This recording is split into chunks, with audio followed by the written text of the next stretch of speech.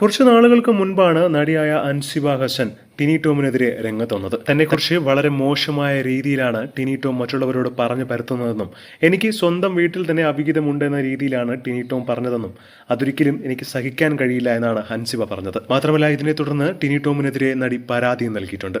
എന്നാൽ ഇപ്പോഴിതാ ടിനി ടോമിനെതിരെ നൽകിയ പരാതിയിൽ താൻ ഒട്ടും പിന്നോട്ടില്ല എന്നാണ് നടി അൻസിബ ഹസൻ വ്യക്തമാക്കുന്നത്.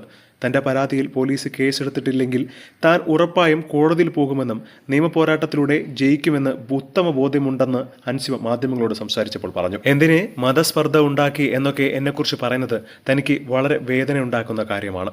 എൻ്റെ വീട്ടിലുള്ളവരുമായിട്ട് പോലും തനിക്ക് അവിഹിതമുണ്ടെന്ന് പറഞ്ഞു. ആ പറഞ്ഞതൊക്കെ ഞാൻ എങ്ങനെയാണ് ക്ഷമിക്കണമെന്നും താരം ചോദിക്കുന്നു.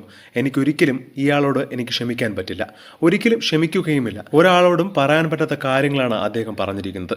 ഞാൻ സത്യത്തിന്റെ കൂടെയാണ് നിൽക്കുന്നത്. ടിനി ടോമിന് ഒരുപാട് ഇൻഫ്ലുവൻസ് ഉണ്ട്, രാഷ്ട്രീയ പാർട്ടികളുമായിട്ടൊക്കെ നല്ല ബന്ധവുമായിരിക്കാം. പക്ഷേ ഇന്നത്തെ കേരള സർക്കാർ തന്റെ കൂടെ നിൽക്കുമെന്ന് താൻ ഉറച്ചു വിശ്വസിക്കുകയാണ്. എന്തിന് അമ്മ സംഘടനയുടെ വാട്സ്ആപ്പ് ഗ്രൂപ്പിൽ തന്നെ എനിക്കെതിരെ Tini Tom double daddy syndrome എന്നയച്ച മെസ്സേജുകളുണ്ട്. ഇങ്ങനെ പറയാൻ പാടില്ല എന്ന് ഞാൻ അദ്ദേഹത്തോട് മെസ്സേജ് അയച്ചപ്പോൾ ഇത് പാർലമെന്റിൽ പോലും ഉപയോഗിക്കുന്ന വാക്കാണെന്നും തെറ്റായ വാക്കല്ല എന്നാണ് ടിനി ടോം ന്യായീകരിച്ചത്.